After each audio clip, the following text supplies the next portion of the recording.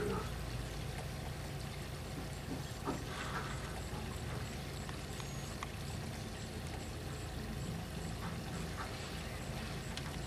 Hey, Richard. Well, yeah, no, listen, I need your help.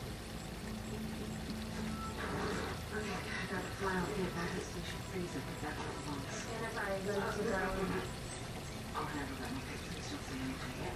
McCarthy. Not so much for your help. Shouldn't let go one. This is gonna have to do. What do you mean when DJ remembers?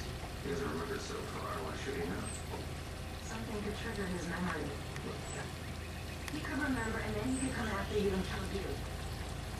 No. He's not gonna come after me. He's not gonna kill me. You said yourself. He's promised not to do anything illegal. Oh my God, this is not funny. It's gotta be a big 180 if you go from wanting to marry a man to realizing it's kill him. But